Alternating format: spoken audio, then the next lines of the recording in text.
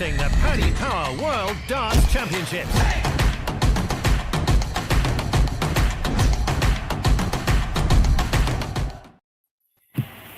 Good evening and welcome back to the Fallout Bar. It is day 3 in the books at the 2026 Paddy Power PDC World Darts Championship. And I've been allowed the reins today. Mr. Simpson is taking a little bit of a backseat. He's still here. He'll still be chatting through it, but he's given me a chance to get myself, or keep myself up with being able to sort of press the right buttons at the right times and it up, which is always a little bit tougher with the short little Paddy Power clip at the end there, which isn't quite as long. I was sort of panicking as I pressed it. Yeah, you have to work. So the trick is to go with that one first, then the long one. No, I didn't think that, but I learned that the hard way, mate. Yeah, you nearly ended up with a screen with none of us in it. But we are here, and it is the usual trio. Dan, Carwin, how are we both? Very well. Yeah, good, thanks. Yeah, happy to have a Welshman finally on that stage in Valley. Yeah, I thought that you would be getting excited for this evening show. I thought it was a good day, to be honest. I think I do think they've done a good job. There is some. Let's be frank. There's some dross in round number 1. There are some games that we don't get excited about, and obviously they've had a look at it and said, well, Saturday afternoon, more eyes on it than you will do on it, on a Monday, Tuesday afternoon, etc. So I thought they did a really good job. I think, we said on the show yesterday that it looked like a really good day, and in lots of ways, I think it really, really delivered. We saw some interesting things that have a wider context in darts. I've seen someone mention that the Rob Owen tour card watch, that we can revisit that. We should just rename it. Yeah, the Rob Owen tour card Fallout Bar. We just do a daily review of where Rob Owen. Get rid of the PDC World Championship bit from the top, and let's just add Rob Owen tour card watch in there. I'm just going to put it out there, and I'm sure we've got some contacts that if we do get to a point in this, and I still feel we will, where Rob Owen is confirmed, then we do need to invite him on, don't we? Oh yeah, definitely. We do need to invite him to that show where his tour, if he keeps it. I look into that. It's Rob Owen dark green. I assume you're all in a group chat. I assume just the Welsh. Everybody from Wales, yeah. Yeah, Welsh there's a WhatsApp group. People. I got it. It's Wales. Surely it's not a WhatsApp group. Surely it's just like an old, It's a pigeon. Yeah, that's it. Like sort of chain going on.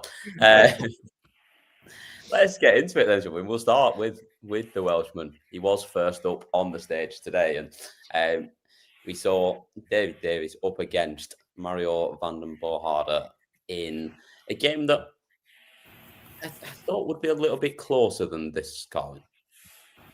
Yeah, it was. I think I predicted a David Davies 3-2 win. I thought it'd be quite close. I thought Mario would turn up with a bit of fight in him, and it was sort of a similar pattern to what we've seen in other matches so far, where people have been playing to keep their tour card. Is they've just felt the pressure and they've just been a bit underwhelming, and by the time he did wake up, unfortunately, sort of too little, too late. And I obviously David Davies has to play much better than that if he's got any aspirations of threatening Luke Littler, let alone trying to beat him. But he did look nervous, especially as the game went on. The closer he got to the finish line, I felt like nerves kicked in, and I think we'll see a different performance from him in the next round. And the fact that it's a free hit and he can just enjoy the spectacle of playing against the defending champion of the number one. Yeah, that final leg was a little bit painful to watch, wasn't it? And it's one of those where you felt like if he doesn't get over the line here, it could be a very, very different game from here on in. But yeah, he started really well. It was a solid enough performance from him. And like you say, it's a tough gig next up, Dan, but it's just a free hit, basically, isn't it? It definitely is. And I think what we saw today, the stats underwhelm, and the level of performance underwhelmed. But I picked him to win yesterday, and it was purely on the back of I spent the whole day on the stream watching that qualification event that he came through. And I suppose that's the most recent, the most I've ever watched or followed David Davis playing darts.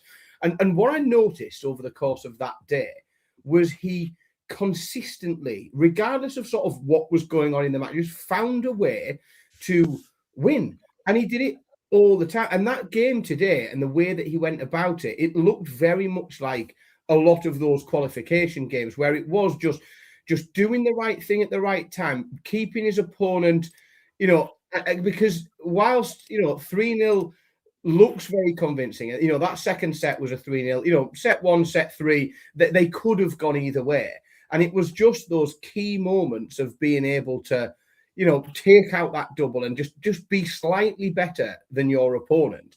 And I think in a way, Davis, we say he's in a free hit going forward, but I sort of think that like this was a free hit anyway. Getting through that qualification event has secured him, or it did secure him at least £15,000, and that almost was the prize of winning that qualification event. Is you've got 15 grand. You don't know who you can bump into, but then I think to pick that up, and because really I think what is it about David Davis?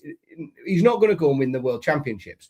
What he might do is go through Q School and get a tour card. And all of these things are just building experience and he might end up playing Mario at Q School. He won't be different Q School, of course, but it's that will bolster his confidence. He's played a player on a big stage who's been on tour, defeated him. I think it's really positive. And the next game against Luke Littler, I think what he can do is just enjoy the experience. He now can sit thinking, well, the 15 grand that he picked up through qualification, that's now at least 25 grand. So he's picked up more than he's ever earned, in darts before or in any event he's ever played in. He's flying. And I think he can just enjoy the experience, enjoy playing at Alexandra Palace. He's going to be in a big featured game where all the crowd are watching. People are going to talk about it. He's going to be featured on, they're going to be talking about him on Sky. He just needs to enjoy it. Yeah, and who knows what he can take from that with Q School just around the corner. Probably some more sponsors that he'll pick up over the next few days as well. And again, that's a massive thing. A lot of these players, let's be honest, you'd like to think he's picked the sponsor up to cover his Q School entry fee at least, wouldn't you? And these are the things that, we've talked about the price of Q School, getting there, because let's be honest, if you're in Wales, it's not local. You've got to travel, you've got to book a hotel, you've got to stay for a few days, and getting just that extra attention that's going to be on him and that name recognition. But because there is also the name recognition of when other players turn up at Q School, all of a sudden they are playing someone who they have heard of, that they've seen on the telly, that they've seen win on the telly. And I'm not saying everyone's going to be shitting themselves because, I'm playing David Davis, but there is, you make people think, don't you? And people will have that extra thought. So, I think it's a huge victory for him. I think you're dead right in what you say about how consistent it has been seeing these players who are trying to hang on to their tour card, and they've all played the same game essentially. They've got on stage, they've not been able to find their B game even, and they've just been taken advantage of. Yeah, completely agree. And I think that's the thing, isn't it? It's the way that the tour is now and how much money there is and how much opportunity there is. Losing your tour card is a massive, massive thing, and it is a lot of pressure to be stood there and trying to keep it. And like I say, it's not everyone is built for that sort of pressure, and not everyone is able to perform under that pressure, which is part of the reason that they're in the position they're in as it is. And I think what makes it harder to get your tour card back now is you'll have the like of David Davis, who will have experienced the big stage, who will have got a win on big stage, going up against you with that belief, if it comes down to a last leg decider, I know I can beat you because I've done it on the big stage. I've held that extra pressure that comes with that, and they'll have less fear. So I think losing your tour card now is so damaging sort of long term, because I think it's so much harder to regain it. Yeah, fully with you on that. we have a clip from David Davis because the hardest working man in darts, the famous Mr. Phil Bars, has got the afternoon ones in for us already. We've even got one from the evening as well, which is impressive work from the bloke. So yeah, let's listen to that and then we will move on to the second game. No game's easy here. We're all here because we deserve to be. Yeah, but Luke, on the other hand, he's a different breed, isn't he? He's blown the sport to a different dimension, I suppose. But yeah, every game's going to be tough. I'm going to be the underdog in every single game I play. I haven't got a tour card, and people say this, that, and the other, but I deserve to be here. I've won my first game, and yeah, Luke's next, and I'll try my best and see what happens. At the very top, every dart player watching the sport, trying the academy, Super League, county, national, they all want to play on this stage, and thankfully I've got to do it, and to get the win on my debut is absolutely massive. Even if I didn't win, just to play on the stage is absolutely huge. So to get the win is even that little bit of cherry on the top. Yeah, winning the Challenge Tour was massive for me. And then obviously went to the Pro Tour, got to last 16 and won a few first rounds. So I'm not going to get ahead of myself. I still don't know what I'm going to do next year, but playing on the Pro Tours has given me a massive boost coming into today to know what the feel is, the kind of players, and being around those players. But yeah, playing on the Pro Tour is a massive help coming into this, and yeah, it proved today. I did look cool and calm until 3 darts man and going for double four.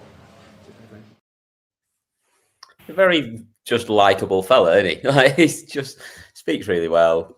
Sort of knows that he knows he's on a bit of a hiding probably coming into that next game, but he's just going to sort of take it for what it is and do what he can. Oh, I love that clip. Mind games with Luke Littler, saying out that he's the underdog. I love it. As in, that's what you need when you're facing Luke Littler, is put all the pressure on him. He'll certainly be shaking in his boots now. Yeah, he's we've seen a lot over the last couple of years how much he flaps under pressure.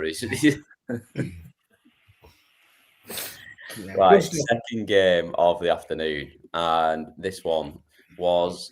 I don't really know what I feel about this one. I sort of fancied that Cam Crabtree would come through this game, so I wasn't on doing predictions last night because I couldn't see. But but yeah, I sort of thought he would come through this one, and it just looked like it didn't really matter what game he brought today. He played well, but it just didn't matter because Andrew Gilden was on another level.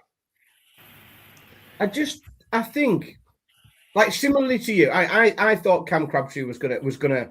I did think, and I've said it a lot. You know, there's a few players that I think there's like a breakout moment coming, and we're better for it to happen than on this stage. And I really thought that this was where it would happen. And you know, we know Andrew's he's a very good player. He's very talented, very steady.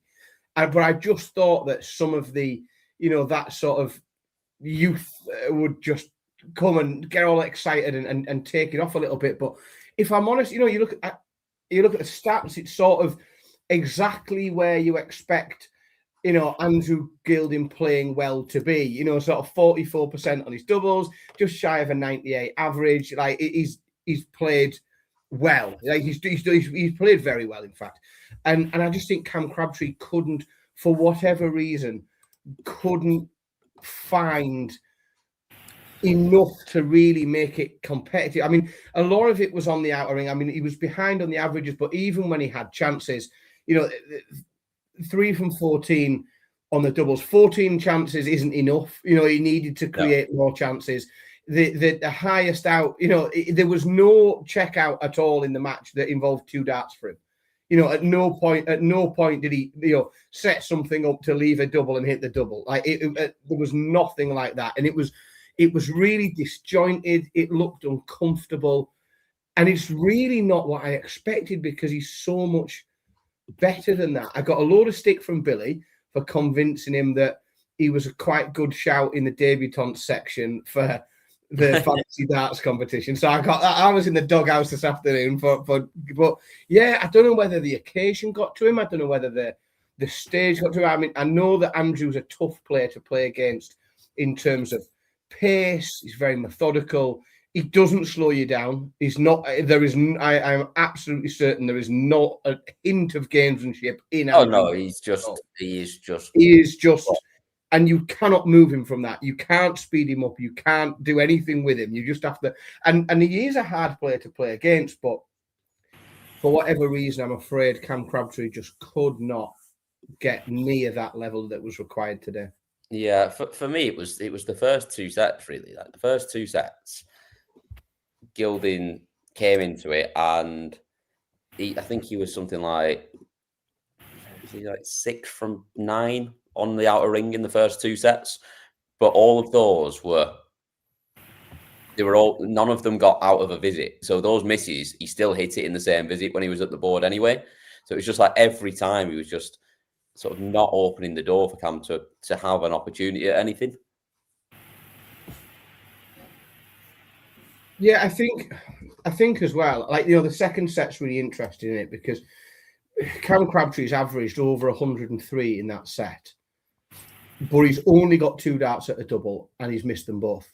Yeah, and so even when, and I think that's maybe just that. I think that set 2 just sucked the life out of him, that 3-0, because even when he started to score, it was, and Kyle knew that, the big proponent of the right things at the wrong time, and everything just seemed that even when he did the right things, he did the right things at the wrong time, and it just didn't click, did it?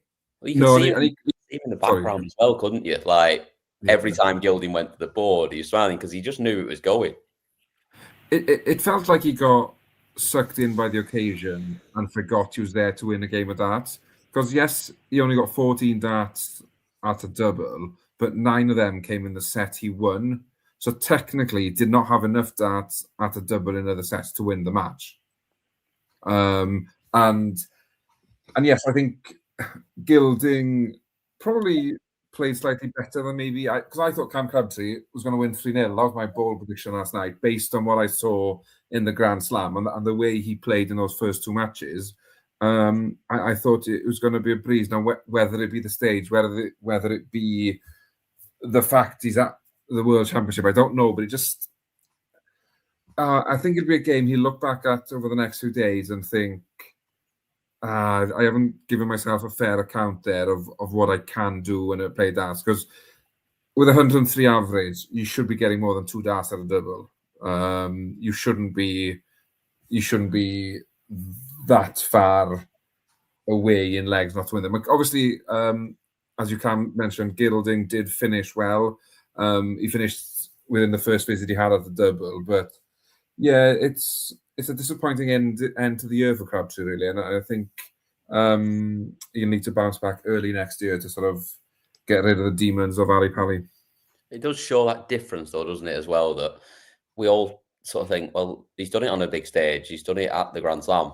It's not the same, is it? It's completely different when you rock up on this stage. Absolutely, 100%. Definite.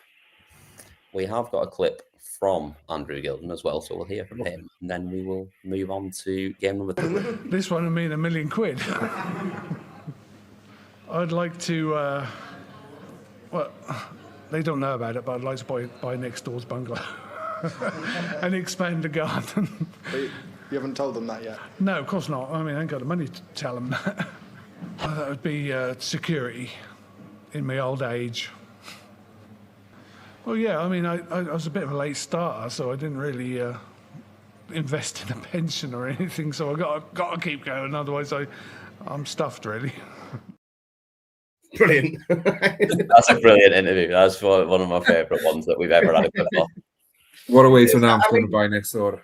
I sort of love, I quite like, and I've always found Andrew Gilding an incredibly endearing character, and a lot of it is the genuine humility of the man, and which is quite lovely. And the aspirations of what would you do with £1 million? Well, a lot of people would think, well, I'll go and buy a gorgeous big house somewhere, I'll buy this cage. Well, ideally, if I could just knock through and have a slightly bigger garden, like that would be that. I'm very happy with where I am. If I could have a slightly bigger plot, like if I could have a slightly bigger greenhouse, that would be a bit of room for an allotment at the bottom. That's the dream, isn't it? That's the dream. Absolutely. That's the dream. Ah, lovely stuff. Brilliant. on to game 3 of the afternoon session. And this one, Carwyn, I think went almost pretty much exactly how I would have expected it to go if you were just looking at the final score. However, it was a bit different to what it could have been in terms of there were a lot of missed chances in this game from both players.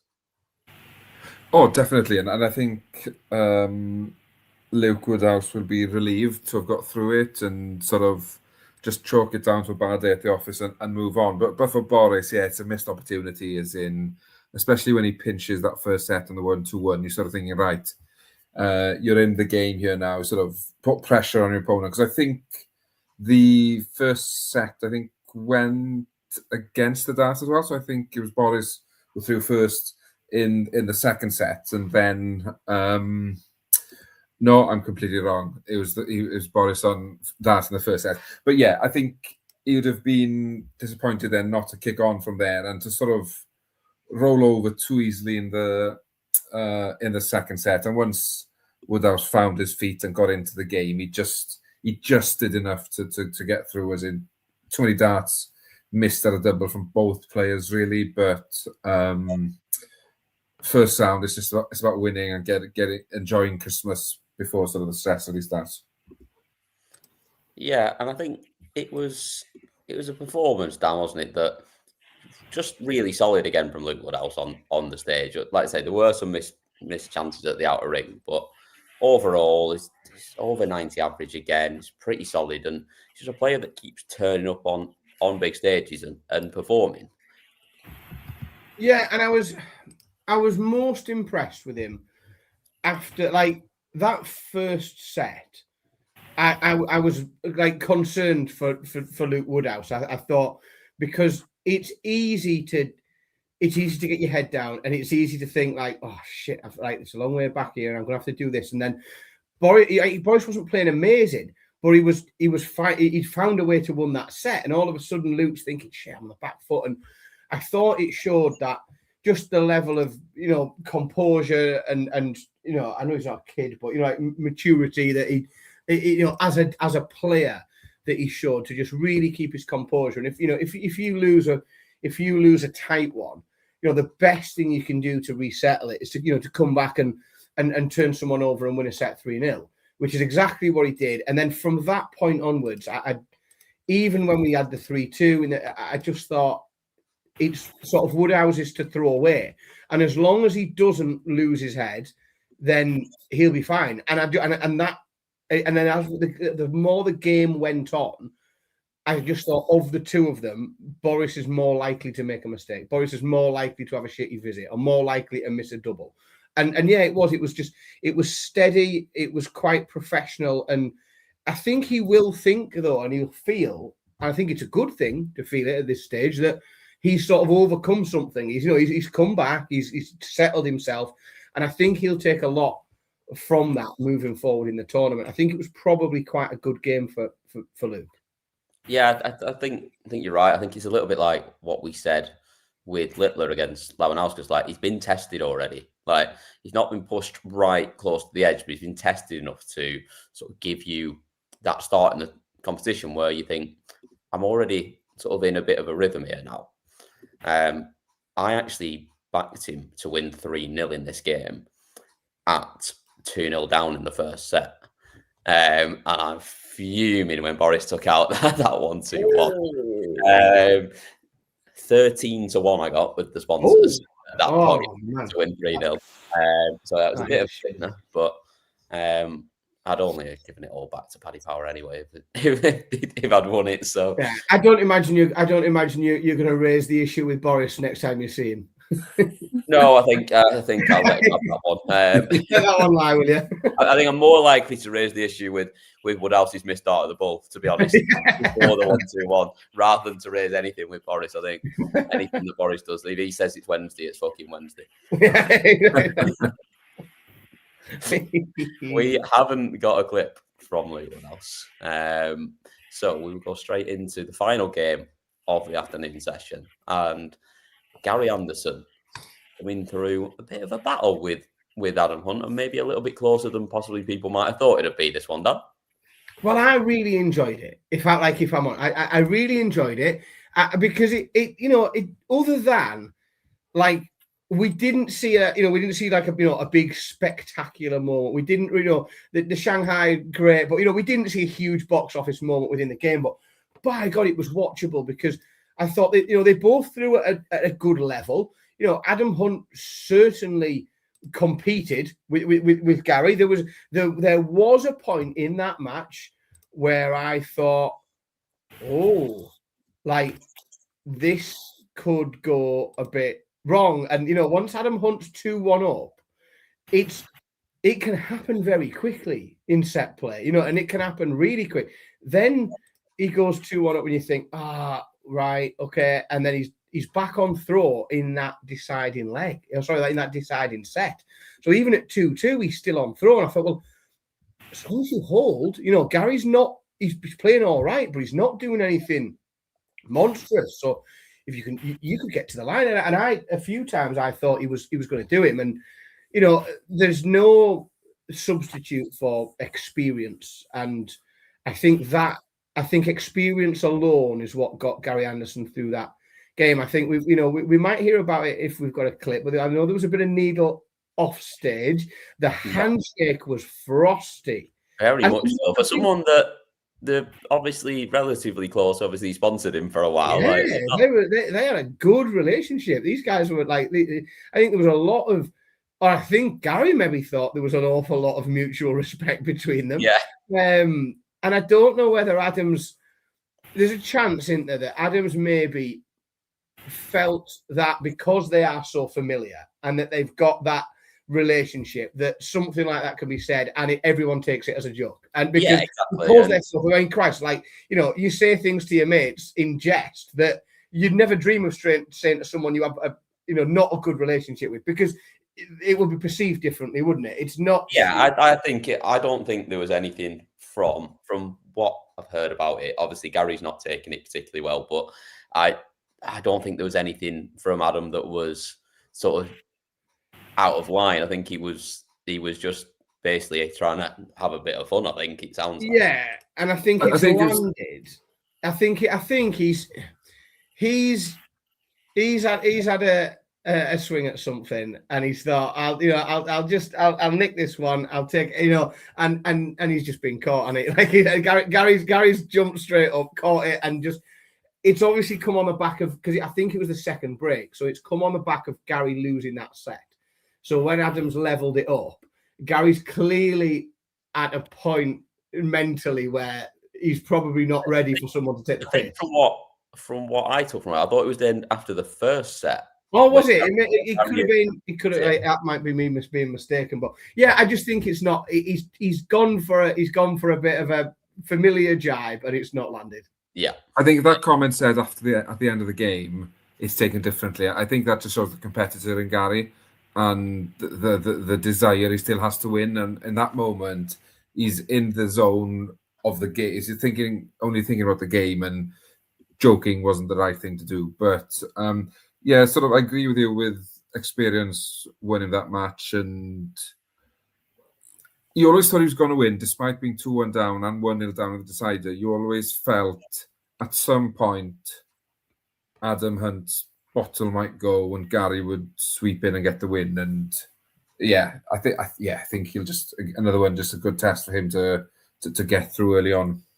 It's an interesting section of the draw as well. Like there is potential for El Clasico in the fourth round, isn't there? We could get El Clasico, but there is a few spoilers in there as well, so it's not guaranteed that.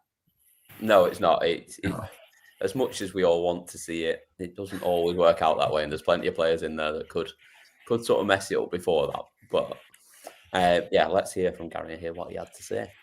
Yeah, I mean, there was a couple of legs here that I threw away, and there's nothing worse than somebody pinching a leg off you and giving it licks, and you think, right, okay, that's no, it's not going to go well. But I just, like I said, I dug in the last set, took my time, slowed my pace down a bit, and it worked. He's never played like that for the last 12 months, so you can. At the break, he popped his head and went, "When was the last time you played like that?" I went, "I play like that all the time, son." As simple as that, I went, cheeky little You know, so they talk about mind games, but you wouldn't be, when was the last time you played like that? I probably forgot more about darts than what he ever knows. You know, so it's no things. You know, I've played darts a long time. I still bang in the 110 plus averages.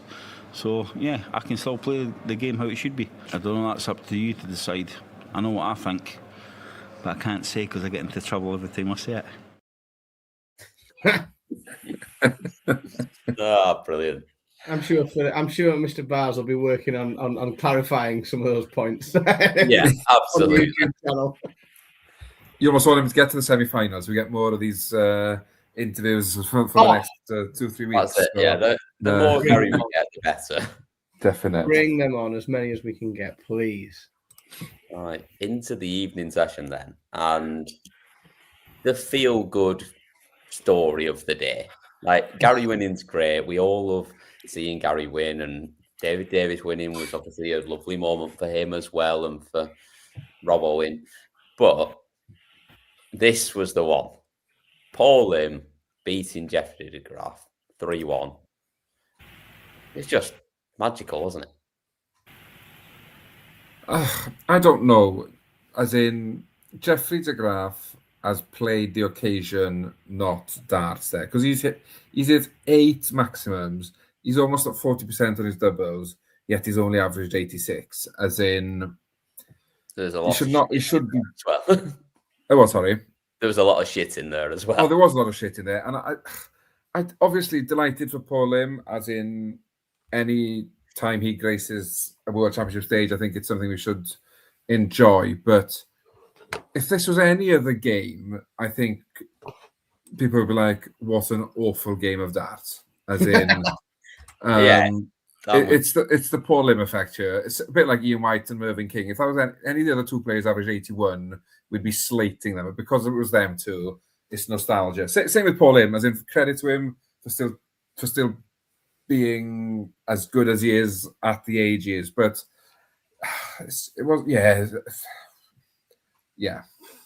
wasn't the best bit of entertainment. But obviously, that's de Graaf's fault for not being able to sort of beat the occasion really and get involved in something that he probably didn't need to. As in, I think if he plays his darts, he wins the game quite comfortable. But once you get bogged down in a game like that, when the crowd's against you, it just gets 10 times harder, doesn't it? Yeah, it does. And yeah, I think you've hit the nail on the head. Really, that is exactly sort of how it was. He's played the occasion. He hasn't played the board, and it's just a bit of probably a bit of karma for him knocking Gary out in the first round last year, spoiling everyone's tournament. Yeah, I think so. There's a good comment in the chat room. Stockport Mackham said, and he summed it up pretty well. I think played the legend, not the board, and I think that does almost sum it up. I think, and it didn't look. It got on top of him, didn't it? Because it didn't look like that's what was going to happen. In that, well, I suppose. I mean, to be in fairness, he broke him in the first game, didn't he, Paul? So maybe it did, but. I don't know. I just kept thinking that Paul Lim's he's got to run out of steam, hasn't he? Like I just kept thinking, 71-year-old, he's going to run out of steam. He'll brilliant. He's got a set, great. Yeah. Oh, and I was almost like we were like sort of celebrating at home, like, oh, good on him. Like he's got a set. And then as you get close to the edge, you start to think, hang on a minute. And I think that Jeffrey de Graaf almost went through the same sort of almost thought process as we did. Almost at the he's going to get tired. The level's going to drop, and the level did drop. Like, let's be honest, the level dropped sort of massively, but Jeffrey wasn't able to do anything about it. Like, he's gone from averaging 95 in the first set to sort of ending up at 86 for the match. But that fourth set, he got it back up to 95 again, almost, and it just allowed him to get over the line without sort of... Well, I think what we saw there, and I do think it's, and I noticed that, I think set 3 was a 79 average from Lim, and then he's lifted it up to a 95 in that last set. But I think at that point, Paul Lim's playing with almost like complete freedom, because Like, no one expected him to win. No one expected him to win 2 sets. So once he's won 2 sets, he's on a bit of a like, well, if I get this done, that's great. But if not, I've still shown everyone that I can still compete. Like, and I think that sort of freedom for Paul Lim to sort of and lifted it a bit off him and allowed him to move a bit freer and throw a bit freer was at the exact same time as Jeffrey de Graaf thought, oh shit, he could like. He's actually going to do this here. If I cock something up here, he keeps hitting the doubles, and when I don't hit them, he does, and that isn't a good sign for me. I don't think I'm on the way to victory. Starting to get a little bit worried. Like, yeah, and you could sort of see it happening. But yeah, I mean, I again, if you didn't enjoy, the game wasn't a particularly enjoyable game, but if you didn't enjoy that as a spectacle, then darts probably isn't the sport for you. It it gave a lot of people quite a warm feeling, and I thought it was smashing. Yeah, I really, really, really enjoyed it. It was great. Yeah, and the joy continues because we've got a clip from him as well. Well played, Philip. I thought it was a joke. I think it was serious. Did. I honestly, when someone, in fact, my friend from Liverpool, FB Leong, and he sent the thing to me, and then I kind of said, "No, someone is just saying it's a gimmick." I really didn't believe that. But apparently later on, when someone told me that he actually said that, he must be out of his mind. That's what I can think. No, but I don't know why he said that. But to me, it sounds like a compliment, and I really know. Maybe he feels that the crowd will be behind me. And I think it's kind of a show tonight too. The crowd was behind me also. So I appreciate that. I think he's second only to Luke Littler from what I've seen this year in terms of the amount of chants that a player gets and cheers from the crowd. And I genuinely think in terms of being a fan favourite within the Alexandra Palace, second only to Luke Littler, I think. I don't know. I think he's possibly first. I think he's maybe slightly ahead. Yeah, I mean, it could well be because it was universal. Again, I think if you go and do a poll of everyone, and I tell you what, so I said, and I know we're a bit of a spoiler here, but let's be honest. Game 3 of the evening, it was everybody knew what was going to happen. Now, so we know who Paul Lim's going to play in the next round, and I really wanted before we saw the draw, if someone and my dream draw was. Please give me, and I know what will happen in it, but please just give me in the first round when everyone's in, Paul Lim against Luke Littler. Let us just have, as darts fans, that moment, that outrageous crossover. Like, how can how can those two careers have crossed over in a way that they can both play each other on the Alexandra Palace stage? Yeah. In a professional sport.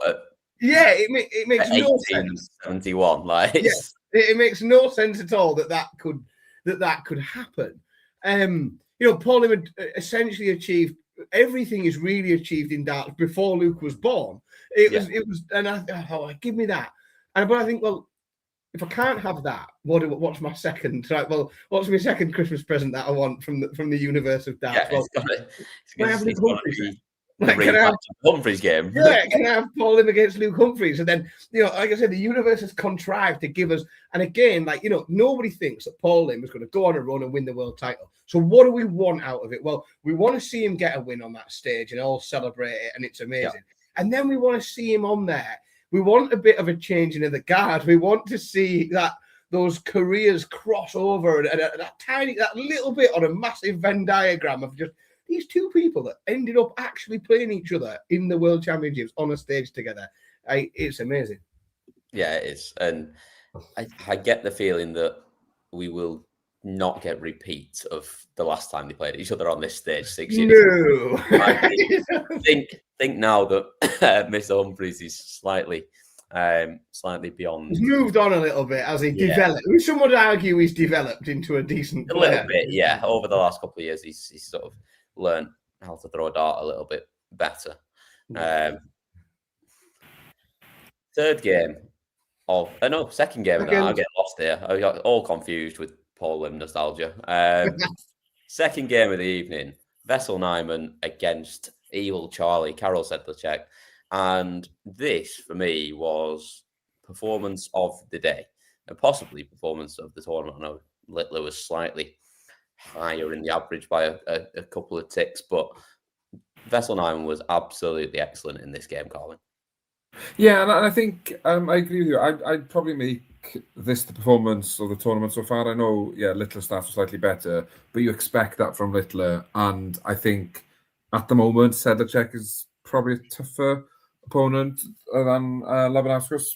But yeah, and what I'd like to see from Nyman, though, is this performance in a last 16 or a last 8. So it's all well and good doing it in the first round when your opponent isn't firing on all cylinders, but can he do that when it's under the cosh? Because if he can, then it makes him a dangerous opponent. But no, very professional and never really let Sedlacek into the game or gave him enough opportunity to sort of try and pressurize any sets. I thought it was a very professional display, and he'll be very happy with how things went this evening for him. Yeah, that first set, Dan, was just ridiculous, wasn't it? He just battered through it in about a minute and a half, it felt like, and put just silly numbers up. Yeah, I mean, the set one averaged 111, like absolutely just, and in no time at all. And again, he does plays at a lovely pace, and I think it was really good. And you know, you look across the stats, and it's exactly what a brilliant opening performance looks like. You know, ton plus average. He's hit the big checkout, the 136. He's 50% on his doubles. He's been pretty solid there. And Wessel is a player. So first little one while it's in me before I forget to say it, WrestleMania is one of the greatest commentary calls of all time. Like we're adopting that. We're having that. I'm afraid whoever said it was either Dan, I think, maybe. Yeah, we're having WrestleMania. But you know, we've seen fragility this year on the TV in opening rounds. You know, he went out of the opening round of the Masters. He went out of the opening round of the Grand Prix. He went out the opening round of the European Championships. He went out the opening round of the Players' Championships. Like, we have seen Wessel Nyman turn up to TV tournaments with a lot of expectation, the favourite in the game that he's playing, and find a way to get beat. He has snatched defeat from the jaws of victory. And it was just very, very refreshing and good to see him just turn up and get ahead and sustain it and not have a wobble, because we've seen a lot of those games where he's gone out in the first round, he's gone out early doors in tournaments. When that's happened, he's actually been ahead. You know, he's been ahead. If you look at those games, he's been ahead in those games, and it's fallen apart. Something's gone wrong. He's got flustered, and then he's let someone in. And it was a really positive sign. We know what a player he can be. We know what the potential is. We know the level is there. But we haven't seen it yet on a PDC stage. We're yet to see him do what he did tonight, which is just turn up, play very well, and get on with it. And it was great to see. Yeah, and I think obviously it helped the fact that he kept him at arm's length and he didn't get close. And like Colin said, we need to see it from him when he is close, it's tight, when he's put under pressure a little bit. But it was a very, very impressive performance from him. And he is someone that, if he does all come together, could go very, very deep in this tournament. Yeah, it's an interesting little bracket for him as well, because without a shadow of a doubt, he is going to be put under pressure. You know, if he's going to go deep in this tournament, he's going to have to win games that he's not the favourite, and he's going to have to get drawn into real competition, and he's going to be going to the hockey under pressure with 3 darts in his hands and probably 3 figures of score to get rid of, and he's going to have to do it, or he's not going to move forward. But we know he's got the game to do that. It's just I think a lot of it's mental, and I just think he's got to get in a mindset where he can allow himself to throw his darts as well as he can. Definitely. Someone who always just throws his darts well, it feels like, is Luke Humphries, who was third on tonight, and this one was. It felt like it was going to be over very quickly initially, and then Ted obviously fought back. He managed to come out and win a set where Luke had a bit of a dip, and they didn't really have to do much more than how he was playing beforehand, Ted, really, to win it. But he'll be a little bit disappointed, won't he, that he didn't perform a little bit better up there in this game. Yeah, I think I don't know, because those first two sets he was magnificent. Like, he really was. You know, averaging 104, then 107, and I thought, oh well, here it is. This is the new highest average of the tournament. And I just thought it was so far away. And then that third set, like, I mean, the best way I can sort of describe it, Ted Everts didn't win that set. Luke Humphries lost it. Like, that's what happened. Ted Everts didn't win that set. Luke Humphries just gave him one. He went from in one set, he went from averaging 107 to 84. I guarantee you, at no point in the rest of this tournament does anyone win a set against Luke Humphries averaging 82. Well, yeah, 100%. Yeah, you can't. It's never ever going to happen again.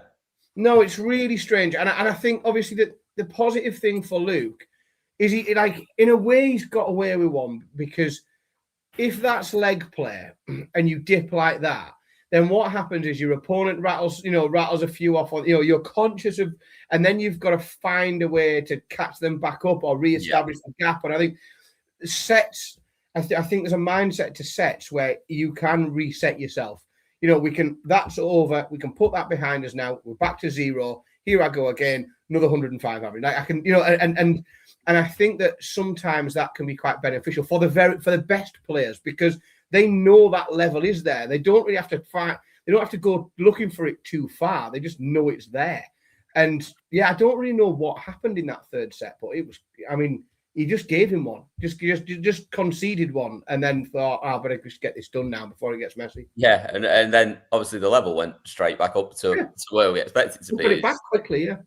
And I think that's the difference, though, isn't it? Where Ted Everts' reaction to winning a set was just pretty much maintaining what his average was throughout, where Luke Humphries put 20 points on his average to make sure he won that game 3-1. And I think that was the main difference, is that Humphries had levels where it felt like Ted Everts at the moment sort of pretty much hit what he's hitting. And it's interesting. And again, maybe that blip for Humphries come end of December, beginning of January could be a blessing in disguise. But yeah, I can't see his level dropping that much at any other point in his darting career, not just this tournament.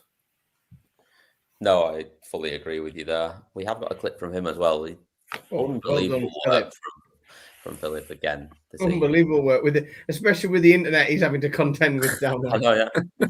He's still in the background working away now. I can see him down there at the bottom of his screen. Yeah, I mean, I'm not going to look for revenge on any single player. You play people so many times. There's no revenge in darts. I can't get revenge on a certain game that have been happening 5 years ago. I think, if anything, I'm kind of thankful for Paul for winning that game, because it changed me as a player. It changed me as a person. I obviously 3 months later I lost about 4 stone, and I was in a major fan of myself. So if anything, and I speak to Paul about it, it helped my career, and I'm a really big fan of him, and he's a really big fan of me as well. So we get on well, but of course there's business in the next game, and if I'm scoring the way I did tonight, it's going to be a tough one for him. But if I'm not, he's got a chance, and the crowd's going to be on his side. But of course, I've experienced that many, many times. Crowd against you, World Final 2024, whole crowd was against me, and I managed to put in one of my best performances ever. So yeah, it's a game that I relish. I look forward to. It's a big game. You're playing against a legend, and he'll look forward to it, and I'm looking forward to it.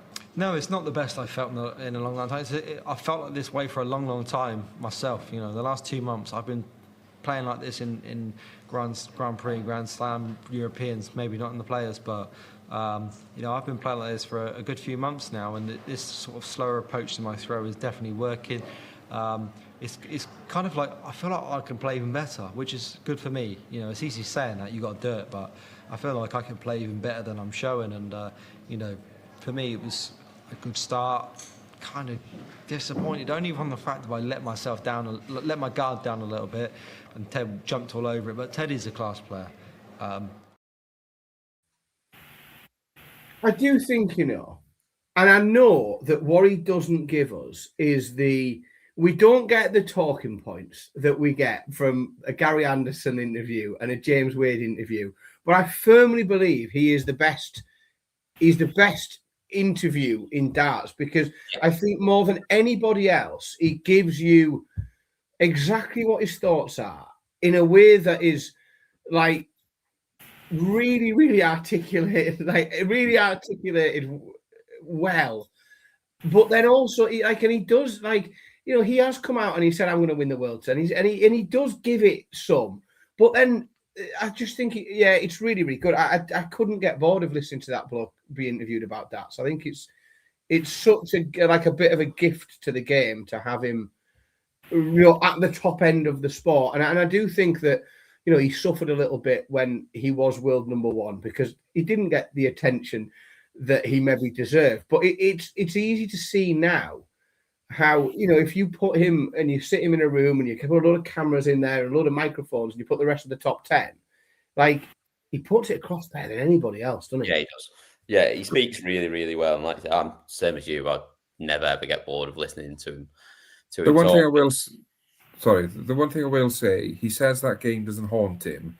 It sounded like there was a bit of venom in his voice when he was answering the question about that game against Paul Limdor. So I think it has given him a few nightmares in the past. But no, I agree with you both, as in he knows what to say in a way that won't create any headlines, that won't get him in any trouble. And it's just him getting his points across. And I think a lot of young players should probably watch his interviews and learn from him, because I think the way he comes across is he's almost setting himself up for a career in punditry once he retires, should he choose to go down that path.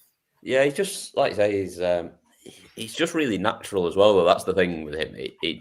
You can tell nothing's forced, nothing's sort of put on. He's not trying to look like the nice guy or whatever. It's just the way that he is, and it comes across every time that you hear him talk to. But final game of the night, then we have come to the end of the action for today. This one, I thought Clemens played reasonably well, Dan, but it was more of what we've seen from Spellman at the Slam as well. He's just not finding his level. No. Well, I say not finding his level, or he's not able to raise his level to a point where he can worry any of these. It's such a fucking tough watch, mate, because that bloke has got a game in him that's so much better than what we have seen in the PDC, recent, and it's dead frustrating, and by God, he must be frustrated with it as well, because in the space of in a very short space of time, well, we've seen him at the Grand Slam, we've seen him at the World Championships, and he has performed so far beneath his level that, and at points he just looked confused. I think I genuinely think that if I was to almost sum up some of his body language on stage, some of it was just it was confusion. Yeah, just can't get his head around why they're not going where they're meant to go. In the whole game, he got 3 darts at double in the entire match, and Alex is so much better than that in the scoring phase of the game, in creating opportunities for himself. I mean, it was a terrible watch, other than that 170 from Clemens. I didn't think it was a great game. I thought Clemens played all right, but again, I'm thoroughly disappointed for Spell, because I know what a game he's got. Yeah, and to see him repeatedly not be able to find it is heartbreaking for him, really. Yeah, of course it is, and he sort of found it a little bit more in that final set, but sort of Clemens just upped it when he had to. And I think that's what was impressive from Clemens, because he's not won a lot of games recently. We've not seen him sort of going deep in tournaments, not seen him do anything really for quite a while now. And for him to be as sort of professional as he was and just get the job done with a 90 average and just not let Spellman into the game, not give him any chance to build any confidence, that was good to see for him, Colin. Yeah, it was pretty much the perfect tie for Clemens, really. And you're desperate for a win. You've not been performing great, and unfortunately for Spellman, it's just another underwhelming performance where Clemens has pretty much got the job done without having to get out of second gear, and it was quite a relief that it was over in 3 sets, because I think had it gone on to 4 or 5 sets, I don't think the standard would have got much better. But yeah, it's just, I think the only positive for Clemens is the 170 and the fact that he won the game. He'll obviously have to play better than that if he wants to go further than the next round. But in a year that's not had many positives, I guess Clemens can look at winning a game on Ali Pali as a bit of a positive going forward. As for Alex Spellman, I don't know where he really goes from here, because he's had 4 big games on the telly over the last month, and I don't think his average has crept over 85 in any of the 4. So it's sort of, is it a case that he may need to try and get on tour and commit for 2 years and see if that brings his game up to what we've seen elsewhere? I don't know, but I think he's got a lot of thinking to do over the sort of next few weeks to see what he can do to sort of get rid of this horrible underachieving performances that he's produced really on the telly for us. Yeah, I think you're right. Sorry there. for doom and gloom. No, it's I think just to finish it off, because I completely agree with everything that you've said there. I think just to finish it off, I think it's really interesting, and I'm genuinely interested as to what this can do for Gabe Clemens, because like we've seen very little of him this year because he hasn't qualified for anything, and he is a shadow of the man that just literally a couple of years ago, 2023. He made the semi-finals of the World, semi-finals of Players' Championships. There were serious conversations being had about whether or not that bloke goes into the Premier League. There were real conversations being had about that. And then this year, we're literally not seeing him on the telly because he's not qualified. It wasn't at the Match Play, wasn't the Grand Prix, wasn't the European Championships, wasn't the Slam, didn't represent 47 in the world as well. Didn't play at the World Cup. If someone had said to you, he had a spell where he was, semi-final, quarterfinal, semi-final in the World Cup, and if someone was to say to you, he won't make the Germany team this year, you'd think, what? How does that happen? And the only thing I think is interesting is what could a win on TV spark? Because the bloke clearly has some talent. He can throw. We've seen it on the telly. We've seen him play brilliant stuff and beat big players. And it'd be interesting to see if sometimes all people need is that bit of they need reminding of what they can do. They need just reminding of what that feeling is like to win on the telly. And so, let's see what it brings for him going forwards. Yeah, I'm not sure I can face too much more of him on the telly, though, because that shirt is terrific, isn't it? It's naughty, isn't it? It's just too much going on there for me. It's complicated. I think there's a lot going on with there's a lot. It's a bit overstimulating, Gabe Clemens. He's a big bloke. He looks like Alf Toy Barn in Toy Story. And then he's got that shirt on. Close your eyes, and it's the pigs from Shrek. It's very overstimulating. Him being it's interesting. We keep getting more and more Gabe Clemens on the telly because I have to take a step back and chill out sometimes afterwards.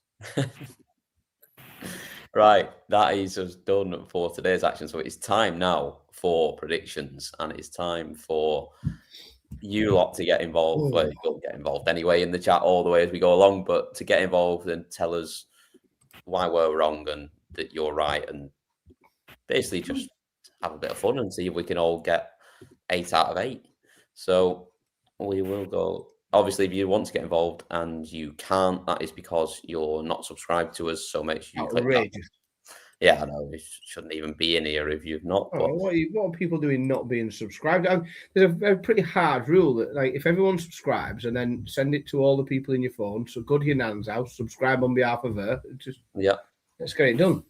yeah, that's it. And then you just get more and more of this from us, which, I mean, if you don't want that, there's something wrong with you. It's the dream, isn't it? Absolutely. So we start off tomorrow with Richie Edhouse up against who's he playing? Johnny Tata. Johnny Tata. I did not have the. Basically, this is what happens when you go past midnight. Flash score gets old. It has a bit of a moment when you go past midnight. And then you end up on. Did you do what I do and end up on like opening windows, looking at Tabby Studney?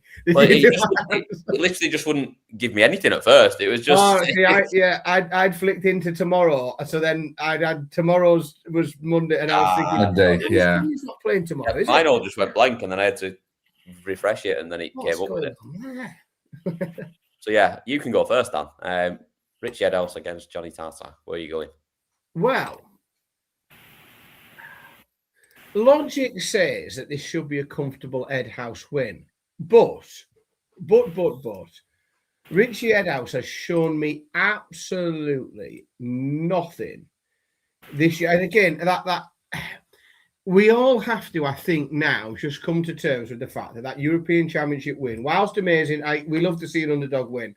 Yeah. But it was one of the biggest anomalies in the history of darts in terms of somebody winning a major trophy, because he's done absolutely nothing since. Yeah, since then he's done absolutely nothing. We haven't seen him in the last 5 or 6 events on TV because he hasn't qualified. He's done bot all on tour. He's flying down the rankings, and I quite fancy Johnny Tata to cause a bit of an upset tomorrow.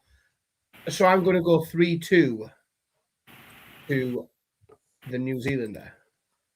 Darwin, which way are you going?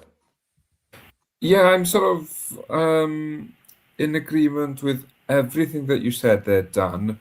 Apart from I'm going to go 3-2 Richie Edhouse. I think he just holds his bottle a bit better in that deciding set, but I think it's going to be a real scrap, both averaging around the 92-93 mark, and just sort of a real battle to start the sort of Sunday afternoon action. I think you're being a little bit generous with the averages there. I'm not sure we'll get quite as high as that. But I'm sort of, I'm with Dan, I think. I think Johnny Tata nicks it. I think it's 3-2 either way, and I don't think it'll be a particularly great watch, and it'll go on for quite a while. But I think that Tata nicks it as well. Agree on all fronts, I think. Yeah. What have we got in the chat room? Greater Showman straight in there. 3-1 for Edhouse. Dan's got it 3-0. Edhouse 3-1 for Robbie. Bobsy's got it 3-1. Edhouse as well. 3-0 Edhouse for Ducky. Edhouse 3-1 for All Watched Up. James got it 3-0 to Edhouse 1 on the Madhouse. I would not be surprised if we see at least one leg go all the way down to the Madhouse in this game, if not more. 3-2 Eddie for Murdy. And we've got Edhouse 3-1 for Stockport Mackham. Bob's got Tata 3-1. And that's everyone for the first game. So then we are on to game number 2, which is Dom Taylor up against Oscar Lukasiak. Carwin, your turn first this time. Which way are you going? I think Dom Taylor gets through this game. I do think, though, that he'll be tested in sets, but he won't necessarily go the distance. I'm sort of thinking Dom Taylor wins. I'm going to say he wins 3-1. He may lose the first set. Sort of a bit like Luke Wooders' game today, in that he misses out on the first set and then comes back after the break and sort of starts firing. But I do think there'll be a couple of 5-leg sets in there. But yeah, Dom Taylor to win 3-1, I think. Dan? I can't say. I mean, Oscar Lukasiak, he's had an absolutely. I'm looking for a better word than shite year on tour. Yeah, he has. Obviously, he came through Q school, which really tough to do. But yeah, he's not found anything. He's barely won a game. I was going to say before the World Championships, he's done 15 grand. No, 10 grand. He's earned 10 grand on tour all year. He's qualified through the regional qualifier, which is why he's here. There's an awful lot of tour card holders that have done better than him that haven't managed to get here. Yeah, I just don't think he stands a chance. That the game that he has shown for the last year is incomparable with what we've seen from Dom Taylor, which again it's not amazing, it's not world beating, but I just think they're two players in very different places, very different levels. Dom Taylor 3. I'll go 3-1. I'll give Lukasiak a hold of set. Like he'll hold his throw throughout a set, but yeah, very, very comfortable. I think for Taylor, won't be in doubt. Yeah, I'm with you on that, but I think he wins 3-0. I don't think that Lukasiak even gets a set off him. What have we got in the chat room? James has got 3-0 for Taylor. We've got 3-1 for Dan. Same for Robbie. Bob's got it 3-1 as well. Stockport Mackham's gone 3-1. Murdy the same. And then we have one outlier, all boxed up, picking the upset and taking Lukasiak to win 3-2. Third game of the day is Richard Veenstra against Nitin Kumar. Whose turn is it first? Your turn first, I think. Dan, where are you going? I'm afraid it's a very easy 3-0 Richard Veenstra. They're just different players. They're very different players operating in very different sections of the darts world. And, Nitin's he's a nice fella, but he's nowhere near got the game for... to even really, I think, to make it competitive. I think, we might... I think on his best day... We might see a mid-80s average, but I think Veenstra just deals with him very, very professionally, and it's a 3-0 Veenstra win. Yep. Carwin? Yeah, pretty much exactly what Dan said, as in I don't think there's anything to suggest that Veenstra breaks a sweat. So yeah, 3-0 to the Dutchman. Yeah, I'm kind of with you. I know, obviously, Nitin won a set last time he was on the World Championship stage. I think he took one off Martin Lukeman. But, yeah, I think Veenstra's playing some decent stuff as well. We obviously saw him beat Vessel Nyman at the Players' Championship finals as well. I think he wins 3-0 as well. I can't see much else, to be honest, in this one. And I think... pretty sure the chat's going to be the same. Robbie 3-0, Dan 3-0, got it 9-0 in legs. I think he'll win a leg at least. James got 3-0 Veenstra with... He'll hold a couple, won't he? 70s. Yeah, I would have thought so. 3-0 for Murdy as well. Bob says Veenstra's his dark horse. He's one of those that could. So Veenstra is in my fantasy darts team. I've got a little eye on him as well. Yeah. Obviously, he's got it 3-0 as a Stockport Mackham and all what's up. So, yeah, everyone in agreement that Nitin Kumar does not even win a set, which means he's going to win 3-0. That is the way it goes. Final game of the afternoon session, and we have Joe Cullen up against Brad Brooks. Now, this is probably one of my favourite ties of round one, if not my favourite tie of round one. One I'm really looking forward to. Think it'll be a belter. Where are you going, Carwin? Yeah, it's a huge game, really, isn't it? Because Cullen isn't playing great. Brooks is a young, exciting player. Oh, it could be a 5-setter. Yeah, let's go with a 5-setter. Brooks wins 3-2. Yeah, Brooks wins 3-2. And he enjoys his Strongbow Dark Fruits apparently as well, based on the picture I saw of him travelling down to London Oh, the today. train picture. I think I Yeah. saw this one. Picture, yeah. Yeah, good on him. So, He's I mean, it's from, not like Blackburn. He's from Blackburn, and he like we all love a can on a train. it's not to make that a fruity cider though. I mean, that's No, it's a bad choice. It's a poor choice. in December. They should be on a Nelson Mandela or something. yeah, it's not to my taste. It's not. It wouldn't be my choice. But I'm all for a can on a train. So you know. I guess because he's playing tomorrow, he's just looking for something to rehydrate himself as opposed to going on a mad sesh. Quite Yeah, right.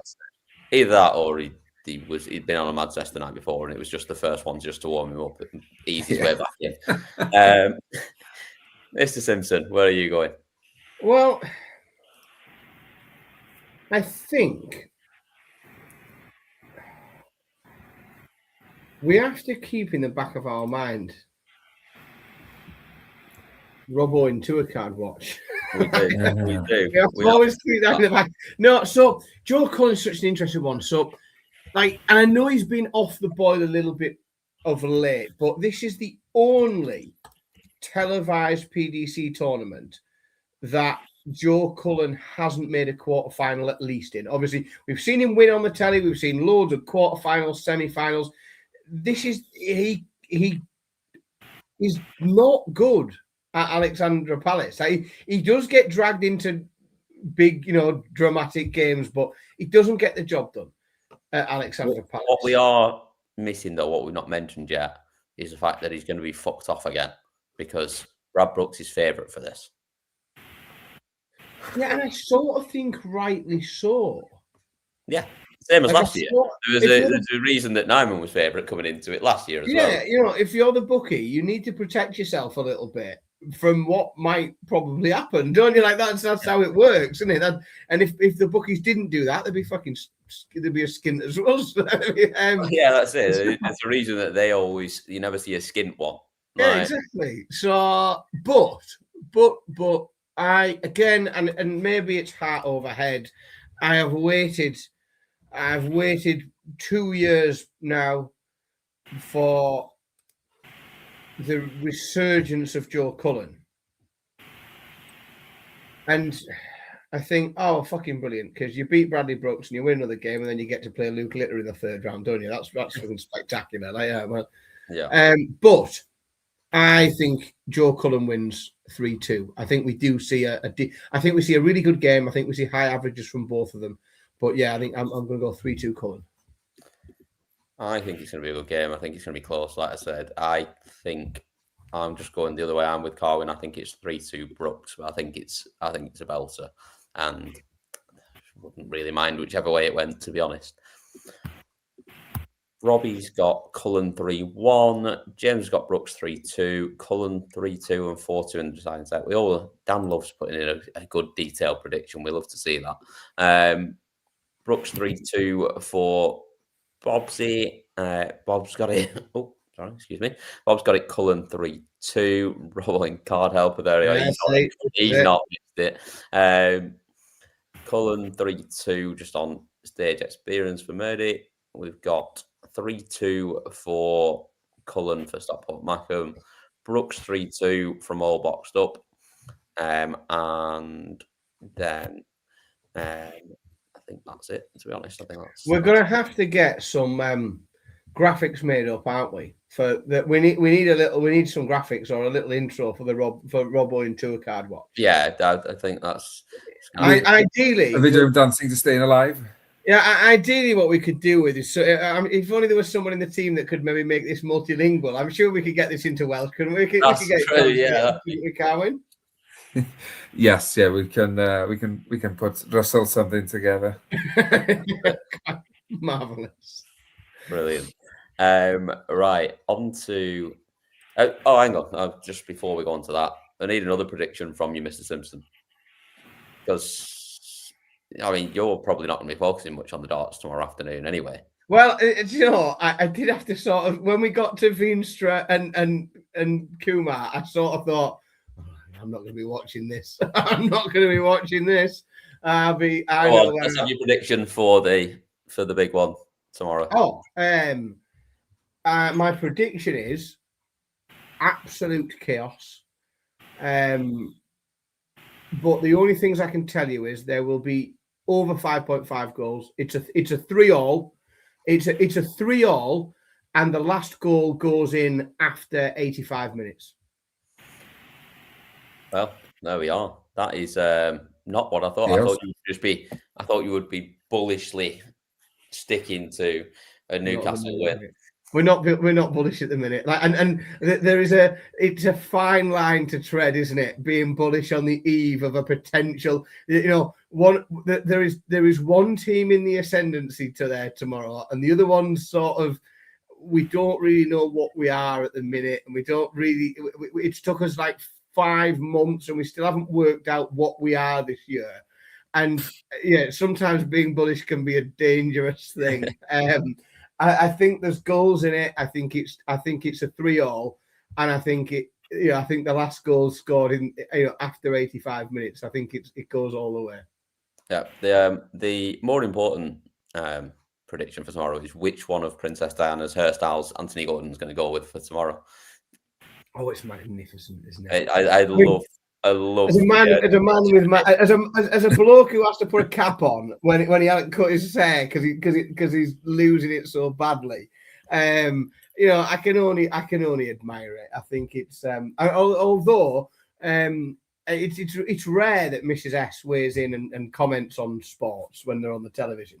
But we did have the Champions League on, and the kids were all the boys were sat with their kits on watching it and things. And Anna did look up from whatever she was doing to just observe, to just say, what the fuck is his haircut? What's he doing with his? Some fabulous pictures where they're just side by side on all of the Princess Diana hairstyles and comparing. Yeah, I think she then ended up with about a 20-minute falling into an internet search hole of like looking at his best outfits that he's worn. I don't think she realised he was quite the fashion icon. He's had someone crochet him a pair of patchwork trousers and things. I think he's a bit rogue. Brilliant. He's a bit rogue. Right, we are on to the evening session then, and we start off with Lucas Venig against Wesley Plazier. We are on to you, Dan. I think we're back to you going first there. Which way? Yeah. Recency, a bit of recency bias here, I think, because we've obviously seen Lucas play really, really well very recently. We haven't seen as much from Wesley Plazier. I think he was a player that he was really in the ascendancy, wasn't he? He was really on the rise. We saw him do some magnificent stuff in the WDF, won the World Masters twice.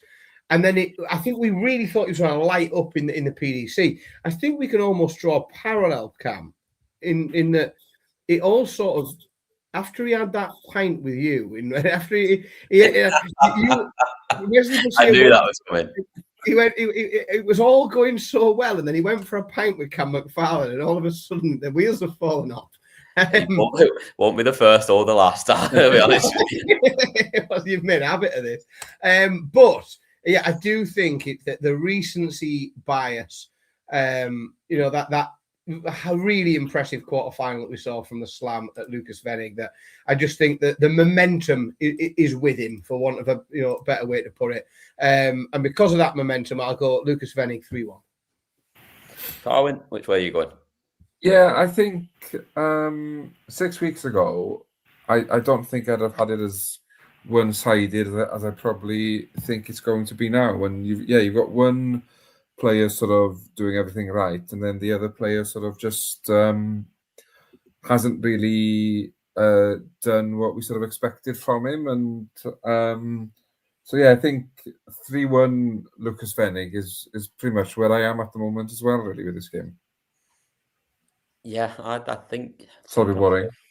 I know, I'm going to make it even more boring because I think I'm with you both as well, to be honest. So really impressed with what we saw from him at the Slam, and I just think it's just going to be a level above what Wesley's doing at the moment. And as obviously, hate to say that with him being a good close friend, as we know from that one pint we had together that one time. That pint you had together.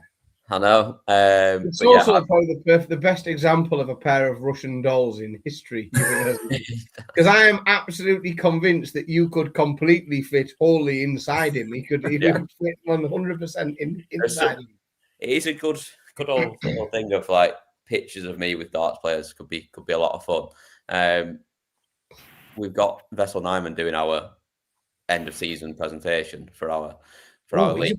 He's a big long. He's a very tall. Look, he's a big long bastard, isn't he? Trying to get him and me in a picture at the same time is going to be probably quite impressive as well. Yeah, God, just make this a thing. Watch how far back the cameraman's going to have to go. He's going to have to shoot it through a window or something. We'll have to find out what you think of his knees. Lovely knees. Right, Yeah. on to the predictions in the chat. Lucas Vernig 3-1 for Bobsy, 3-2 Vernig for Robbie.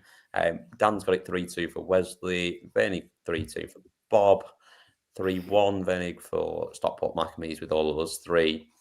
Wesley 3-2 for All Boxed Up, and 3-2 Vernig for Murdy. Second up in the evening session. I think this is a really good game. Dimitri I think it's going to be fucking shite. Against Darren Beveridge. It's a really good game. What, 2 people averaging 74? Yeah, it'll be close. It'll be close. It'll be close. Yeah, it just could be a week. Just think of Dimmy's granddad. Come on, it's what he would have wanted. That's it. He loves 77 averages. Oh dear me. Spoiler alert. I don't think that we start this show at 11 o'clock tomorrow. Not a chance. No chance. Right. Who's going with it? Carwin, you're up. Which way are you going? Yeah. As in, I can't stand one of these players, and the other is the Scottish man, Beveridge. Belted. So, because of that, wonderful man. I think, I think Beveridge wins it 3-2, I think. And Dimmy has a breakdown and just storms Polly's into Beveridge anyway, and just doesn't care about whatever's meant to happen. But I think Dimmy's demise continues. Dan? Well, so sometimes I like to manifest chaos. Other times I like to manifest absurdities. And I think, and we did joke about it a little bit earlier in the week, is that imagine the distress it would cause the crowd watching, the folks at home, the commentators trying to find infills, because don't forget the winner of this match plays Madars Razma. We say, imagine if Dimmy tries to slow down Madars Razma, like that could be one of the worst things we've ever seen. Imagine the longest ever game. The longest game in history. Even though it's only first to 3. And therefore, I'm going to try and manifest that situation where Madars goes 2 sets up, Dimmy tries to slow him down, and we end up at a point where someone has to go and check if they're both still conscious, because they're moving that slowly. That's a point where Madars has literally started throwing darts over Dimmy's shoulder. Yeah, like for devilment, I want to wish that situation on the world. So I'm going to, for that reason alone, I'm going to say Dimitri van den Berg wins 3-2, and then that second round game is going to be fucking brilliant. But that second round game will be the only game on that afternoon. They'll rejig the fixture. They'll do 7 on the evening, 1 on the afternoon, and we'll do the fallout by 4 in the morning. Yeah, and they'll start at 11. That's the day where it's not the fallout bar, it's the breakfast bar, isn't it? That's what we do. That is it. We'll get a Mackey's breakfast and we'll sit with sausage and egg McMuffins and talk about the dance. Yeah, Stockport Mac was like, go for a draw. I wouldn't mind a draw in this game, I'll be honest. Can they both? No, I think they both. We quite like Down Beveridge. It's all right. Yeah. Right. Which way are we going? What am I doing? I've not even decided what I'm going to do. I think I will go. Yeah, I'm with you, Dan. Dimmy 3-2. Robbie's got it 3-1 for Beveridge, as has Bobsy's got it 3-2. Dimmy 3-2. Robin card helper again. It is another one that is in there that could make a difference to it. Although I think you'd have to go a few rounds. I can't really see that happening anyway. Dimmy 3-2 for Dan. Dimmy 3-1 for Murdy. 3-2 Beveridge for Stockport Mackham. And then Beveridge 3-2 for All Boxed Up as well. And we are on to game number 3 of the evening session, which is world number 4 and currently in the Premier League spot, Stephen Bunting, up against Sebastian Białecki. Dan, you're up. Which way are we going?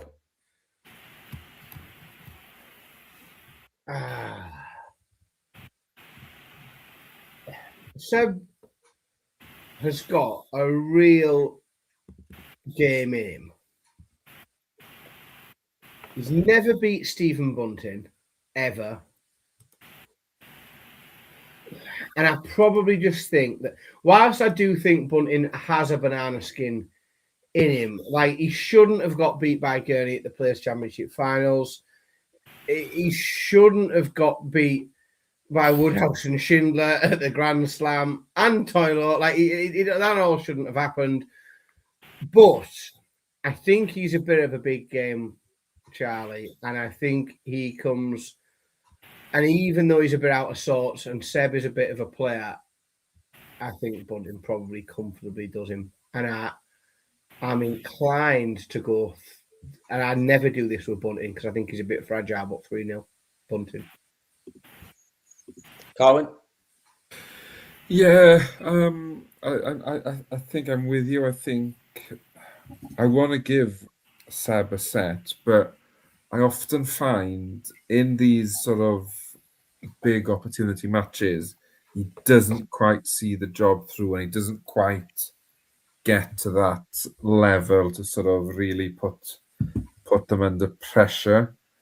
Yeah, because of that, I think Bunting gets through 3-0. He may find himself 2-0 down in the first set, but then he just reels 3 legs off on the spin. But yeah, Bunting to win 3-0, I think. And yeah, just another bit of breathing space for good old Robbo in. Yeah, I think it's one of those where I can't see anything but a relatively comfortable Bunting win. I think I'm gonna give Seb a set. I think he'll maybe if he wins the ball and he first set, he might just get himself over the line with 3 holds. So I'm gonna go 3-1. In the chat, we've got Dan has got it 3-1 Bunting, 3-2 Bunting survives the scare for Stockport Mackham. And we've got Robbie's got it 3-1. Baz got it Bunting 3-2. We've got Robbo and Cardtiller 3-2 win for Białecki for Bob. Well, in fairness, I do think he has to make the 4th round. Yeah, in fact, no, I think he actually has to, because of Super Mario's loss, I think he probably has to make the 6th round and somebody else has to go through. But, you know, we'll keep an eye on Robbo and don't you worry about it. All Boxed Up's got it in the 3-2 Białecki as well. Murray's got it 3-1 Bunting, and then Bobsy's got it 3-2 Białecki as well. And then we are on to the final game of the night, and it is James Hurrell up against Stowe Bunce. Carwin, your turn to go first. Which way are you going? Yeah, which way am I going? Good question. I think, again, just because of the way James Hurrell performed at the Players' Championship in mainly defeating Johnny Clayton, which is the main reason I sort of went Crabtree 3-0 because of the way he defeated Johnny Clayton. So that's sort of the barrier I'm setting these players at. So yeah, anyone that beats Johnny Clayton is a they're going to win 3-0. It's a bookie's dream is a vengeful predictor, isn't it? Yeah. Have they beaten Johnny Clayton the last year? Yes, they're going to win 3-0. I don't know if he wins 3-0, but I do think it's quite comfortable for her. At least he seemed more, what's the word I'm thinking of? More composed, maybe, at the Players' Championship. He seemed a bit more in the right, in the zone. And whilst Bunt is entertaining and whilst I think he's unpredictable, I don't think he has the levels needed to cause too much damage. So I think James Hurrell wins 3-1. Dan? I think if, and we've said this a couple of times today, if I'd been asked this question couple of 2 months ago, I could have been tempted to pick Sto Bunce because he's been playing at a really good level. We see it in play on CDC events. Sto Bunce has played at this venue in this competition twice before. He's lost 3-0 both times. Yeah. Last year, when James Hurrell played this event for the first time, he beat a North American player 3-0. He beat Jim Longford. And I feel there's almost too much synergy there. There's almost the signs are too. I might have thought Sto had a chance, but James Hurrell looked. I was in the room for both of those wins that he had at the Players' Championship finals. And I watched him beat Johnny Clayton, and I watched him beat Luke Woodhouse. I watched him play quite well against Chris Dobie as well. And I've got to go with James Hurrell because, again, just a few weeks ago, I saw him doing things that I don't think Sto Bunce can do. Sto Bunce has never won a set at this tournament. 3-1 Hurrell. Yeah, I'm with you. I just think, obviously, since that sort of 2023 run at the Grand Slam that Bunce had, we haven't seen it on a big stage from him at any point. Like I say, we've seen it at the Super Series and that sort of thing. We've seen it in the CDC, but we've seen him do okay amongst. And let's be honest, we've seen him do quite well against weaker players. Exactly. But when it comes down to it on the stage, like you say, he's had like relatively okay draws at the World Championship. I say like Nick Kenny and Kevin Dukes. Like they're not people that he's not been drawn against like a Littler or Humphreys, and he's still not managed to win a set. And I don't think he wins a set against Hurrell either. I think it's 3-0 Hurrell. In the chat room, we have got it 3-0 for Hurrell for Robbie, Hurrell 3-1 for Dan and for Bobsy. What Mackin's prediction is it'll start at 3 or 4 a.m. on Monday. It wouldn't be a surprise either, to be honest. Hurrell 3-0, 9-2 in legs for Bob. Bunch 3-2 for Baz. Murdy's got it Hurrell 3-1, and then 3-2 Hurrell for Stockport Mackham and All What's Up. And that is all done for day 3. We've been going on for an hour and 34 minutes. I don't really know how that happened. There's a shift in there, lads, isn't it? I know, yeah. So the length of the usual 10.5 grand fee is going to have to go up. I'm not doing it for. Yeah, or as what Dimitri Vandenberg calls it, a set. Yeah, that's it. Yeah, literally, we're still walk on. Yeah, that's it. James Wade walk on. So that is all done. Thank you everyone for getting involved as ever and making the show what it is. We have been the Fallout Bar. Thank you very much, Dan Simpson, Carwyn Evans, as always, for being part of it. And we will see you all tomorrow when we will be doing the same thing all over again. Introducing the Paddy Power World Darts Championship.